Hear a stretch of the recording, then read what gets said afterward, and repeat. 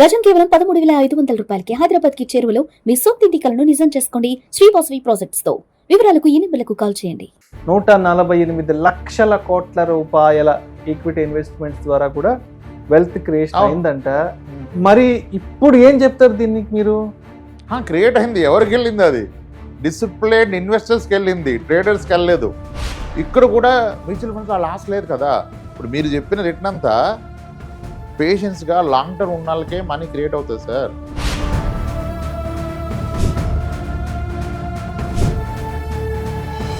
అంటే ఇప్పుడు ఈక్విటీలో కూడా లాంగ్ టర్మ్ అని చెప్తుంటారు కదా. ఒక 10 years నుండి ఒక 15 years నుండి చెప్తారు కదా. మరి ఇప్పుడు ఆ లెక్కన మరి అక్కడేం చెప్పొచ్చు అంటారు? ఇప్పుడు లాస్ట్ 1 year ఈక్విటీలో ఉన్నతనే ఆయన పోర్ట్ఫోలియో బిల్డ్ చేసుకుంటే -20లో ఉన్నాడు. మ్యూచువల్ ఫండ్లో -20 లేరు కదా, ఎవరు -4 ఉన్నారు కదా. ఇప్పుడు అప్ ట్రెండ్లో క్యాప్చర్ చేయడం కన్నా డౌన్ ట్రెండ్లో ప్రొటెక్ట్ చేయడం వల్ల వెల్త్ బిల్డ్ అవుతుంది.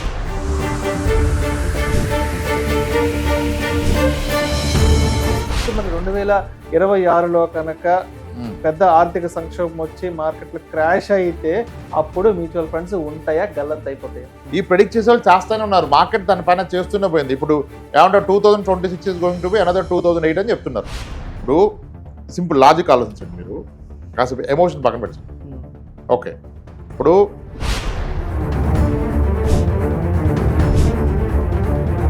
లెటర్ సార్, ఇప్పుడు నా పర్సనల్ మనీ ఒక 5 crores ఉందనుకోండి మ్యూచువల్ ఫండ్స్లో. రేపు మార్కెట్ క్రాష్ అయ్యి 4 కోట్లు అయితే నా లైఫ్కి ఏమైనా తేడా వస్తుందా? మీరు అమౌంటే పెట్టకుండా పడద్దని ఎందుకు ఆలోచిస్తున్నారు? మీరు ఒక డీసెంట్ అమౌంట్ పెడితే పడ్డా మీకు సొల్యూషన్ ఉంది. కానీ అదే అమౌంట్ ఇక్కడ పెట్టకుండా అక్కడ పెడితే సొల్యూషనే లేదు, మీకు బ్రతుకులేదు. మ్యూచువల్ ఫండ్లో మీకుండే loss partial loss and temporary loss. అంటే మీ 100 రూపాయలు 0 అవ్వదు, 80 రూపాయలు అవ్వచ్చు, 70 అవ్వచ్చు. కానీ ఆ 70 రూపాయలు ఎన్ని రోజులు? కొన్ని రోజులే. It's a temporary loss. డబ్బుని మీరు పెంచకపోయినా పర్లేదు, తక్కువ చూసుకోవాలి. అలా అని చెప్పి మీరు లాకర్లో పెడితే డబ్బు 500 నోట్ 500 ఉంటుంది, కానీ దాని పర్చేజ్ పవర్ అది తగ్గిపోతుంది. అది మర్చిపోతున్నారు. ఇక్కడ ఉంటేనే మీరు ఇన్ఫ్లేషన్ బీట్ చేస్తారు.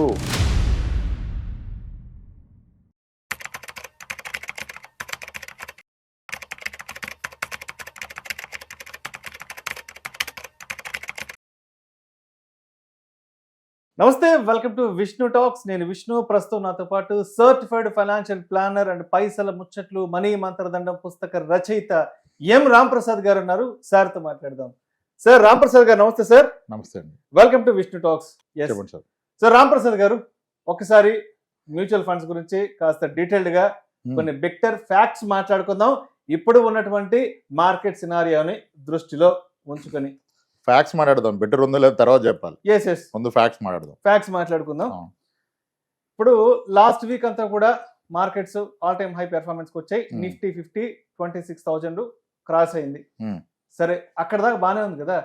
మరి మ్యూచువల్ ఫండ్స్ రిటర్న్స్ సంగతి ఏంటి? మిడ్ క్యాప్ ఎలా ఉంది, ఫ్లెక్సీ క్యాప్ ఎలా ఉంది, మల్టీ క్యాప్ ఎలా ఉంది? ఎక్కడైనా పొరపాటున పాజిటివ్ రిటర్న్స్ వచ్చినట్టు కనిపించిందా మీకు? నిఫ్టీ 50 మాడుతున్నారు మీరు. మార్కెట్ అంటే నిఫ్టీ 50 కాదు కదా.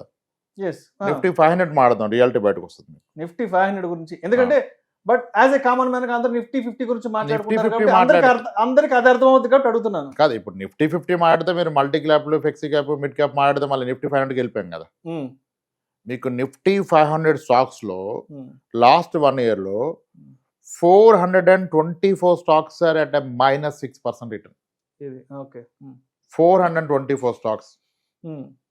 80% ఫాల్ అయిన స్టాక్స్ ఉన్నాయి, 60% ఫాల్ అయిన స్టాక్స్ ఉన్నాయి. 300 stocks are down by -10%. 200 stocks, almost 230 stocks are down by -20. 100 stocks are down by -30. 60% fall అయిన స్టాక్స్ ఉన్నాయి, 6-7 స్టాక్స్. 50% 30 స్టాక్స్ డౌన్ అయినాయి అవుట్ ఆఫ్ నిఫ్టీ 500. మరి మిడ్ క్యాప్లు, ఫ్లెక్సీ క్యాప్లు, మల్టీ క్యాప్లు ఎంత డౌన్ అయినాయి? వరస్ట్ పర్ఫార్మ్ మిడ్ క్యాప్ ఎంత ఇచ్చింది? Barring the ఒక చెత్త ఫండ్ వదిలేస్తే -7, -5. ఫ్లెక్సీ క్యాప్లు ఎక్కడ ఉన్నాయి?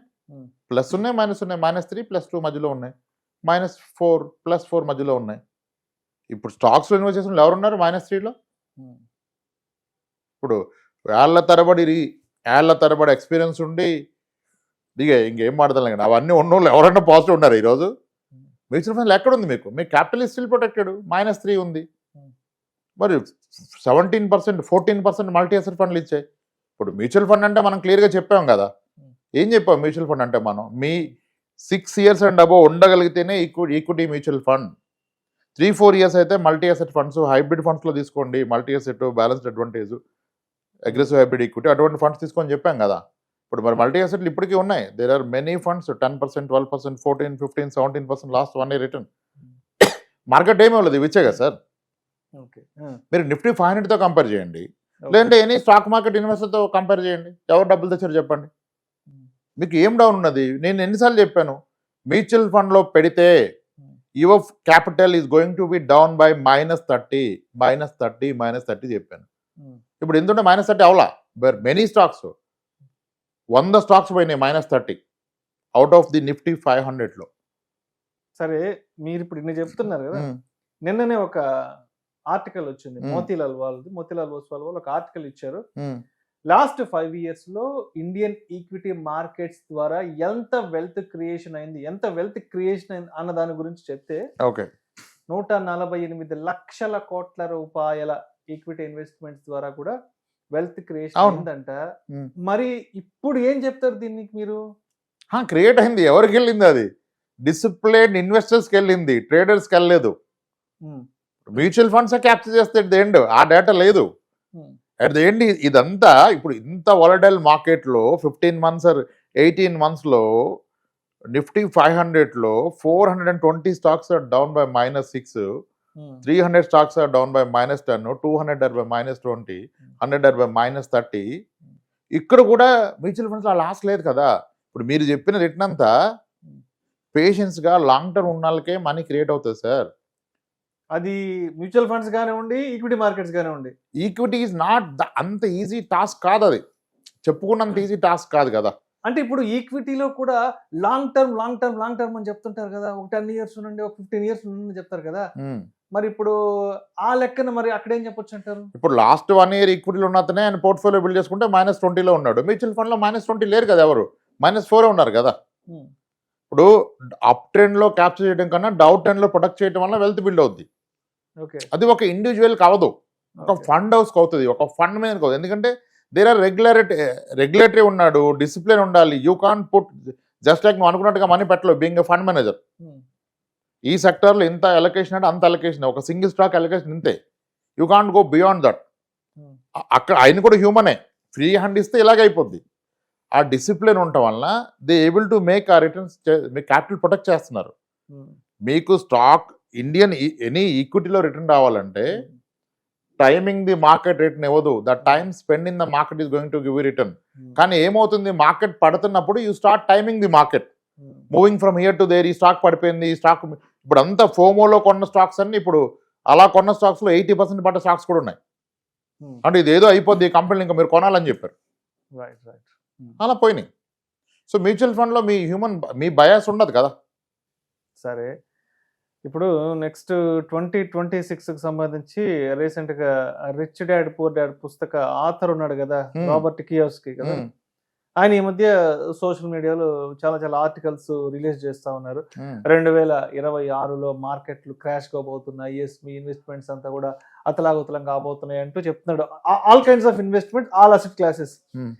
మీరు ఎప్పుడు కూడా మ్యూచువల్ ఫండ్స్ గురించి మాట్లాడుతుంటారు, మ్యూచువల్ ఫండ్స్ ని పెద్ద ఎత్తున ప్రమోట్ చేస్తుంటారు, because this is the best investment class అంటూ కూడా చెప్తుంటారు.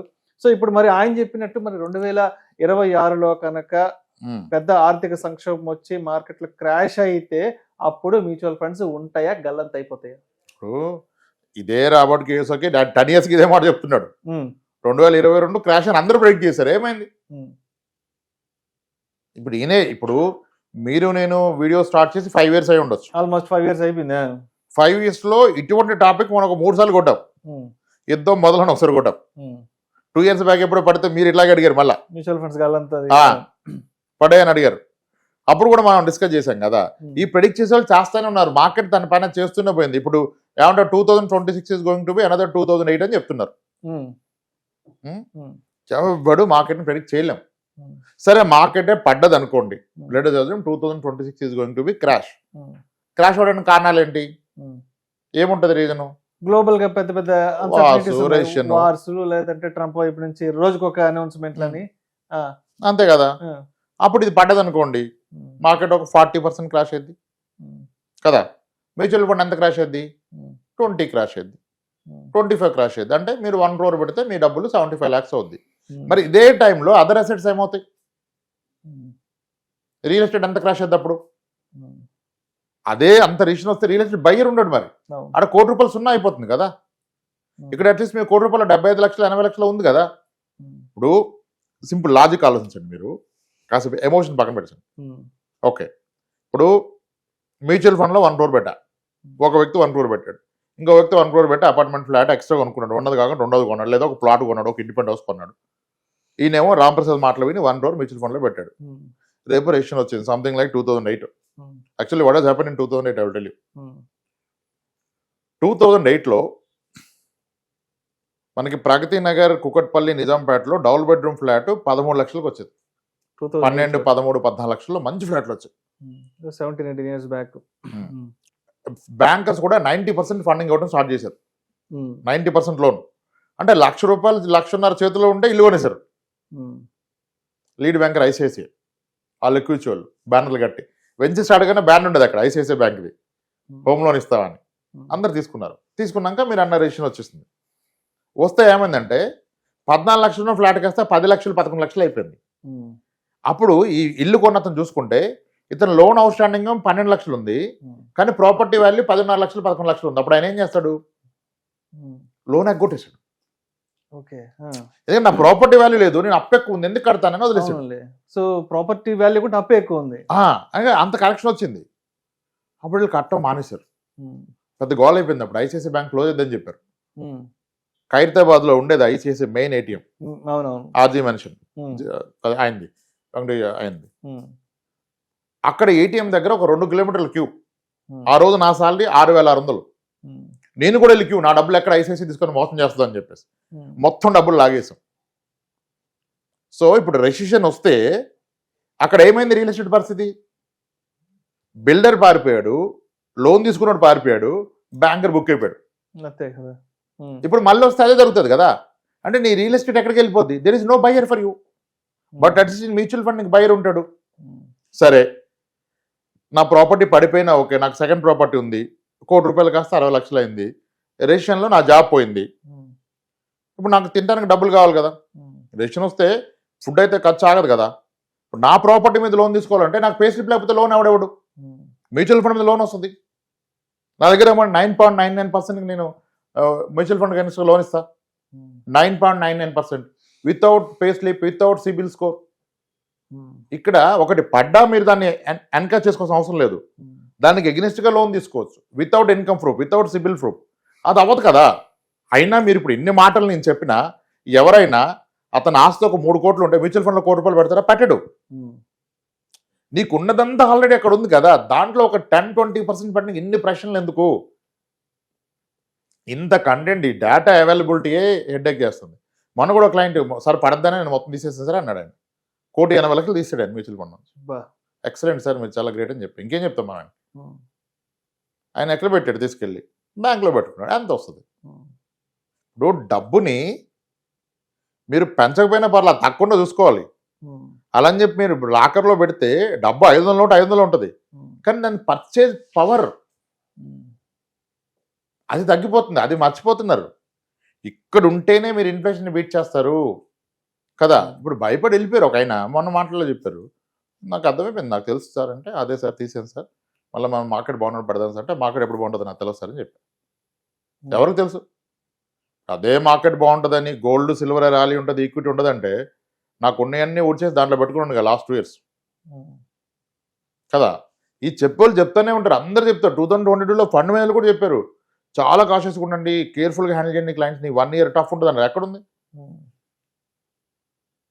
సో ఇక్కడ స్టాక్ మార్కెట్లో అందరు స్టూడెంట్సే సార్, డిక్టేట్ చేయలేము మనం. సో టైం స్పెండ్ ఎంత లాంగ్ టర్మ్ ఉంటే అంత బెటర్ రిటర్న్ వస్తుంది. ఇటువంటి బ్యాడ్ ఫేజ్లు వస్తాయి, అంతేగాని క్రాష్ అని ఆయన ఎవరు చెప్పడానికి. చాలామంది చెప్తారు, ఏముంది ఏదో ఒకటి చెప్పాలి కానీ చెప్తున్నారు. అంత ఈజీ కాదు. చాలాసార్లు ప్రెడిక్షన్స్ రాంగ్ వెళ్ళినాయి. అది రైట్ అయితే కూడా పోయేదేముంది. ఇప్పుడు లెటర్ చేశారు, ఇప్పుడు నా పర్సనల్ మనీ ఒక 5 crores ఉంది అనుకోండి మ్యూచువల్ ఫండ్స్లో. రేపు మార్కెట్ క్రాష్ అయ్యి 4 కోట్లు అయితే నా లైఫ్కి ఏమైనా తేడా వస్తుందా? పెరిగి 6 కోట్లు అయితే ఏమైనా తేడా వస్తుందా? ఆల్ ఐ నీడ్ నా లైవ్లీహుడ్కి 1,00,000 పర్ మంతే కదా, అది ఎప్పుడైనా తీసుకోవచ్చు కదా ఎంతున్నా. How does it matter? మీరు అమౌంటే పెట్టకుండా పడద్దని ఎందుకు ఆలోచిస్తున్నారు? మీరు ఒక డీసెంట్ అమౌంట్ పెడితే పడ్డా మీకు సొల్యూషన్ ఉంది, కానీ అదే అమౌంట్ ఇక్కడ పెట్టకుండా అక్కడ పెడితే సొల్యూషనే లేదు, మీకు బ్రతుకులేదు, ఆ రోజు తిండి లేదు మీకు. సో ఆ పాయింట్ మర్చిపోయి మార్కెట్ని ఎందుకు రీసెర్చ్, మనం మార్కెట్ రీసెర్చ్ చేయలేమనే మనం ఒక ఫండ్ మేనేజర్కి ఇచ్చాం. మళ్ళీ ఇంకెందుకు మార్కెట్ రీసెర్చ్? అనలిస్టులు ఇప్పుడు ఆయన ఎవరో ప్రెడిక్ట్ చేస్తారు పడుద్దని, వీళ్ళంతా ఉన్నారు, కొన్ని బ్యాచ్లు ఉన్నారు, అంటే చాలా పెద్దవాళ్ళే, అలా చేస్తూ పోతారు. ఇంకొకసారి చేసినాక దాన్నే కంటిన్యూ చేసుకుంటే ఇయర్ కాకపోతే నెక్స్ట్ ఇయర్ కాకపోతే నెక్స్ట్ పడుతుంది. పడదని ఎవరన్నారు? 26 మిస్ అయితే 27 లేకపోతే 29, 30, 31 ఎప్పుడోసారి పడుతుంది. కానీ లెగుస్తుందిగా, పడిపోదు కదా. దట్స్ వాట్ నేను చెప్పదలుచుకుంది ఏంటంటే, రిస్క్ మ్యూచువల్ ఫండ్లో రిస్క్ లేదు, ఓన్లీ వాలటైలిటీ ఉంటుంది. రిస్క్ అంటే ఏంటి? పోతే రాకపోతే అది రిస్క్. ఇప్పుడు కబ్జా అయితే రిస్క్, ఫ్రాడ్ అయితే రిస్క్, డబుల్ రిజిస్ట్రేషన్ అయితే రిస్క్, నువ్వు కొన్న గోల్డ్ గిల్ట్ అయితే రిస్క్. కానీ మ్యూచువల్ ఫండ్లో ఏముంటుంది? మ్యూచువల్ ఫండ్లో రిస్క్ ఉండదు, వాలటైలిటీ ఉంటుంది. What is volatility? మ్యూచువల్ ఫండ్లో మీకు ఉండే loss partial loss and temporary loss. అంటే మీ 100 రూపాయలు సున్నా అవ్వదు, 80 రూపాయలు అవ్వచ్చు, 70 అవ్వచ్చు, కానీ ఆ 70 రూపాయలు ఎన్ని రోజులు? కొన్ని రోజులే. It's a temporary loss. కొద్ది కాలంలో మళ్ళీ రికవరీ వెనక్కి వస్తుంది, కానీ వేరే దగ్గర లాస్ అయితే లాసే కదా. ఇప్పుడు నా ఫ్రెండ్ డబ్బులు ఇచ్చి ఎగ్గొట్టింటే ఎగ్గొట్టి ఇంకంతే, అది రాదు, అది లాస్. ఇక్కడ మ్యూచువల్ ఫండ్ డబ్బు పోయిందంటే డబ్బు పోలే, డబ్బు తగ్గింది, మళ్ళీ పెరుగుతుంది, దానికి మీరు టైం ఇవ్వాలి. Okay, that's it. సో ఏదైనా సరే మార్కెట్ పడ్డప్పుడు ప్యానిక్ అయిపోకుండా, రిడెంప్షన్లు కొట్టకుండా మనం కొంత సమయాన్ని మాత్రం తప్పకుండా వెచ్చించాలి అంటారు. అంతే, మీరు ఎంట్రీ ఎగ్జిట్ తీసుకుంటే యూ లూజ్. ఎంట్రీ ఎగ్జిట్ తీసుకుంటే ఎగ్జాక్ట్లీ. సో ఇక్కడ స్పెక్యులేషన్ అడగకూడదు, స్పెక్యులేట్ చేయకూడదు ప్రోడక్ట్ని. ఇప్పుడు మీరు ఒక ఫండ్ పెట్టారు, ఒక ఫ్లెక్సీ క్యాప్ ఫండ్ పెట్టారు, ఒక మిడ్ క్యాప్ ఫండ్ పెట్టారు. For you it is a fund, కానీ ఫండ్ మేనేజర్కి that is a bunch of stocks. ఒక 60 స్టాక్స్, 70 స్టాక్స్, డిఫరెంట్ సెక్టార్స్. అదే టైంలో మారుస్తుంటాడు, మీరు మార్చట్లేదు కదా, ఆయన స్టాక్స్ మారుస్తున్నాడు, వాటి వెయిటేజ్ మారుస్తున్నాడు. ఇంక ప్రాబ్లం అక్కడది. చర్న్ అవుతుంది అంటే ఫండ్ లెవెల్ చర్న్ అవుతుంది. ఆ చర్న్కి మీరు short term long term gains కట్టట్లా, ఫండ్ మేనేజర్ కూడా కట్టడు. That's a big gain out of through mutual fund. అదే మీరు స్టాక్స్ పెడితే మీరు అమ్మినా కొన్నా ఈ ట్యాక్స్ అన్ని కట్టాలి, బ్రోకరేజ్ కట్టాలి. ఇక్కడ ఏం కట్టట్లేదు. మీరు పెట్టింది 1000 రూపాయలు, 5,000 రూపాయలు పెట్టారు లంసం, 5,000కి 60 స్టాక్స్, 60 స్టాక్ని ఆయన 2 సార్లు చర్న్ చేసాడు. ఎవ్రీ మంత్ వెయిటేజ్ చర్న్ చేస్తున్నాడు అట్ నో కాస్ట్ ఆర్ లో కాస్ట్. రైట్. ఇప్పుడు మీరు పోర్ట్ఫోలియో రీబ్యాలెన్సింగ్ అండ్ చర్నింగ్ గురించి చెప్పారు కదా.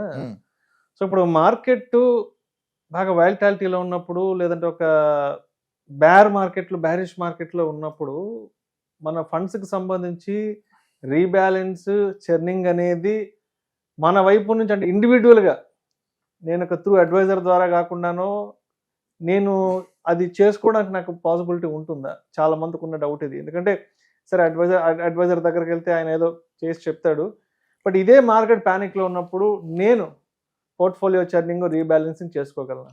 ప్యానిక్ ఉన్నప్పుడు చేసిన అవసరం లేదు సార్. మార్కెట్ ఎనీవే ప్యానిక్, ఆడికి పారిపోలేరు కదా. At the fund level fund manage చేస్తున్నాడు కదా, మళ్ళీ మీరు ఎందుకు చేయటం? మీరు డైరెక్ట్ ఫండ్ పెట్టినా ఓకే, అంటే అదే డైరెక్ట్గా పెట్టుకున్నా ఓకే, ఫండ్ మేనేజ్ వర్క్ చేస్తున్నాడు కదా మీ గురించి. మీరు గుడ్ ఫండ్. ఇప్పుడు లాస్ట్ ఇయర్ ఏదైతే top mid cap fund last 5 yearsగా ఈ రోజు కూడా 20-22% క్యాగర్ ఉన్న ఫండ్ లాస్ట్ 1 yearగా బ్యాడ్ ఫండ్ అయింది. ఆ ఫండ్ మేము ఇచ్చాం క్లయింట్స్కి. లుకింగ్ ఎట్ అంతకుముందు ఉన్న 3-4 years డేటా, 1 year డేటా కాదు, లాస్ట్ 1 yearగా నెగిటివ్ రేట్ని ఇచ్చింది, బాటమ్ ఫండ్ అయిపోయింది. డస్ ఇట్ మీన్ ఆ ఫండ్ బ్యాడా? కాదు. We are talking to that fund house. Reasons ఉన్నాయి, కాన్సన్ట్రేటెడ్ ఏదో అయింది, వాళ్ళు ఏదో మెజర్స్ తీసుకున్నారు, అవుతుంది. కానీ అయినా ఎంత అయింది? ఒక 7% డౌన్ అయింది, 8% డౌన్ అయింది. అదే నేను స్టాక్స్ కొంటే ఎంత డౌన్ అయ్యేది కదా. అంత ప్యానిక్ అయిపోయి అంత ఏం లేదు సార్. ఇక్కడ పోర్ట్ఫోలియో చర్ను, వాలటైల్ ఏం చేయాలి అంత సినిమా ఏం లేదు. సింపుల్, 1 టైం పెట్టేసి మీ పని మీరు చూసుకోవచ్చు. అంత రిస్క్ మ్యూచువల్ ఫండ్స్లో ఉండదు నిజానికి. రైట్. సో రాంప్రసాద్ గారు, మరి కన్క్లూజన్గా ఏం మాట్లాడుకుందాం అంటే, ఎలా కన్క్లూడ్ చేద్దాం అంటే, సో ఇప్పటి వరకు మ్యూచువల్ ఫండ్స్కి సంబంధించి చేసిన మిస్టేక్స్ మన వైపు నుంచి ఏవైనా ఉంటే వాటిని ఎలా సార్ట్ అవుట్ చేసుకొని 2026 కొత్త సంవత్సరం నుంచి ఎలా ముందుకెళ్ళాలని చెప్తారు? అండ్ కొత్తగా బిగినర్ లెవెల్‌లో మ్యూచువల్ ఫండ్ ఇన్వెస్ట్‌మెంట్స్ చేసుకోవాలి. కొత్త సంవత్సరంలో ఏదైనా ఒక అసెట్ క్లాసు, ఒక ఇన్వెస్ట్‌మెంట్‌ని మా రెజల్యూషన్‌గా పెట్టుకోవాలి అనుకున్న వాళ్ళకి మీరేం చెప్తారు? మ్యూచువల్ ఫండ్లో పెట్టినోళ్ళు తీసుకోవాల్సింది ఏమీ లేదు. మీరు పెట్టారు దాన్ని మర్చిపోండి. మీరు చేయాల్సింది ఆ! మీరు పెడితే ఏ ఫండ్ అయినా కానీ డైరెక్ట్ రెగ్యులర్ హ్మ్. ఓకే. కొత్తగా వచ్చిన వాళ్ళు పెడితే మీరు ఇన్వెస్ట్ చేసేది ఒక 7 ఇయర్స్కి 8 ఇయర్స్ కానీ గుర్తుపెట్టుకోండి. హ్మ్. 2026లో ఇన్వెస్ట్ చేస్తే మీరు 2035 చేస్తున్నారు. హ్మ్. 2028కి 29కి ఏమైంది అనేది చేయకండి. Okay. It is for long term. హ్మ్. అలా అని చెప్పి ఈ లోపు నాకు ఇబ్బంది వస్తే హ్యాపీ డబ్బులు తీసుకోండి. హ్మ్. ఇప్పుడు మన డబ్బు మన కోసం, మన డబ్బు కోసం కాదు పనిచేస్తుంది. హ్మ్. నాకు జెన్యున్ రిక్వైర్మెంట్ వచ్చింది. హ్మ్. అది 10% అప్ ఉన్నా 20% డౌన్ ఉన్నా నేను తీసుకోవటమే హ్మ్. కదా. But initial objective should be clear long term. But short టర్మ్లో ప్రాబ్లమ్ వస్తే విల్ టేక్. హ్మ్. దానికి మీకు హండ్రెడ్స్ ఆఫ్ సొల్యూషన్స్ ఉన్నాయి కదా. హ్మ్. లోన్ తీసుకోవచ్చు అన్నాం, పార్షియల్ రిడెంప్షన్ హ్మ్. కదా. ఇన్వెస్ట్మెంట్ పెట్టిన ఎస్ఐపి ఎప్పుడైనా దాన్ని మీరు ఒక 10,000 20,000 స్టార్ట్ చేస్తే దాన్ని డబ్బు ఉంటే పెంచండి, డబ్బు తగ్గితే తగ్గించండి, ఇబ్బందిగా ఉంటే కొన్ని రోజులు ఆపండి. ఎక్కడైనా మీకు లేట్ పేమెంట్ వేస్తాడా? హ్మ్. మీరు ఎందుకు 5 ఇయర్స్ కట్టమని అడుగుతాడు యూలిప్ పాలసీ లాగా. హ్మ్. 5 ఇయర్స్ కదా సెకండ్ ఇయర్ కట్టకపోతే లేట్ పేమెంట్ అన్నాడా? ఇంకా ప్రాబ్లం ఎక్కడ ఉంది? ప్రాబ్లం లేదు కదా. మరి ఇంక దీనికి ఏముంది? మీరు ఫస్ట్ ఇన్వెస్ట్ చేయకపోవడం తప్పు. చేస్తే ఇంకా వరీ లేదు, వదిలేయండి దాన్ని. హ్మ్. కొన్నాళ్ళు వదిలేయండి. ఇన్వెస్ట్ చేస్తే గివ్ ఇట్ టైం, అంతే, సెటిల్ అయిపోద్ది. ఇట్లా అయినప్పుడు కాస్త మార్కెట్ పడ్డప్పుడు ఏదో న్యూస్ వచ్చినప్పుడు ఇప్పుడు ఎన్నిసార్లు అనలిస్టులు చెప్తూ ఉంటారుగా. హ్మ్. ఈ ఫ్రైడే చెప్తారు Monday is going to be this negative, next Monday positive ఉంటుంది, మళ్ళీ ఈవినింగ్ చెప్తారు హ్మ్. రీజన్ ఇట్లా యుఎస్ నుంచి న్యూస్ వచ్చింది, ఫెడ్ కాల్ తీసుకుంది, ఈ రివిజన్ అయింది ఆర్బీ. ఇంక నువ్వు ఎందుకు రోజు చెప్తున్నావు? హ్మ్. You not invested for day, మరి డైలీ ఎందుకు రివ్యూ చేస్తున్నావు అంట నేను. హ్మ్. ఆ పని అంతా ఫండ్ హౌస్ చేస్తారు, ఎక్స్పర్ట్ చేస్తారు, రీసెర్చ్ చేస్తారు. They by research data, all comes at some 2% annual expenses రేషియోలో వచ్చేస్తుంది కదా. దానికి ఎందుకంటే మన బుర్ర బద్దలు కొట్టుకోవటం. హ్మ్. హ్యాపీగా పెట్టి పడుకోండి, మీ భార్య పిల్లలతో టైం స్పెండ్ చేయండి, క్వాలిటీ టైం స్పెండ్ చేయండి. హ్మ్. అది వదిలేసి అసలు ఈ రివ్యూలు ఇవన్నీ అనవసరం సార్. హ్మ్. మార్కెట్ ఏం చేస్తుంది మీకు సంబంధం లేదండి. మీరు పెట్టింది 10 ఇయర్స్కి. Right. ఇప్పుడు సుకన్య సమృద్ధి కడితే ఎన్ని ఇయర్స్ దాకా ఆగుతారు మీరు? హ్మ్. పిల్లలకి 18 ఇయర్స్ ఏజ్ వచ్చే అయినా వరకు. సరే. హ్మ్. ఒక పీపీఎఫ్ కడితే పబ్లిక్ ప్రొవిడెంట్ ఫండ్, హ్మ్. అది ఆగుతారు. హ్మ్. మరి ఇక్కడ ఎందుకు ఆగరు? సుకన్య సమృద్ధి 18 ఇయర్స్ ఆగితే నీకు 8.2% ఇచ్చినప్పుడు హ్మ్. ఒక మ్యూచువల్ ఫండ్ 8.2 ఇవ్వదా? అంతకంటే ఎక్కువే. అది ఎక్స్పీరియన్స్ కదా. హ్మ్. మరి నువ్వు ఆగాలి కదా, నువ్వు ఎందుకు రియాక్ట్ అవుతున్నావు? ఓకే. హ్మ్. ఇప్పుడు నా పెళ్ళికి గోల్డ్ కొంటే నేను ఎప్పుడు అమ్ముతాను గోల్డ్? ఏదైనా అవసరం వచ్చినప్పుడు. తప్పనిసరి అయితే. తప్పనిసరి ఎమర్జెన్సీ సిచ్యువేషన్స్‌లో. హ్మ్. మరి దీన్ని ఎందుకు నువ్వు కొంటే రేపు చూస్తున్నావు? హ్మ్. ఇల్లు కొంటే ఎప్పుడు అమ్ముతున్నావు? స్థలం కొంటే ఎప్పుడు అమ్ముతున్నావు? అంటే ఎందుకు హై ఎక్స్‌పెక్టేషన్స్ ఉంటాయి దీని గురించి? అంటే ఇప్పుడు గోల్డ్ పడుతుందా లేదా అన్నదే అక్కడ ఎలా ఉంటదంటే, అంటే గోల్డ్ పరిమాణం మన చేతిలో ఉంది గదా అన్నట్టుగా ఆలోచిస్తారు. రియల్ ఎస్టేట్ గురించి ఆలోచించరు. బట్ ఒక్క ఈక్విటీ మ్యూచువల్ ఫండ్ ఒక మ్యూచువల్ ఫండ్స్ మార్కెట్స్ విషయానికి వచ్చేటప్పుడు ఇక్కడ హై ఎక్స్‌పెక్టేషను దీని మీద హై కాన్సంట్రేషన్ ఎక్కువ ఉంటది దీని మీద. అదే ఇప్పుడు లాట్ ఆఫ్ ఇన్ఫర్మేషన్ అవైలబిలిటీ ఎక్కువైపోతాయి అంటారు. ఒకప్పుడు ఇన్ఫర్మేషన్ లేక ప్రాబ్లం, ఇప్పుడు ఇన్ఫర్మేషన్ ఎక్కువే ప్రాబ్లం వచ్చేస్తుంది అంత. Right thank you sir. Thank you so much Ramprasad right గారు. అండి.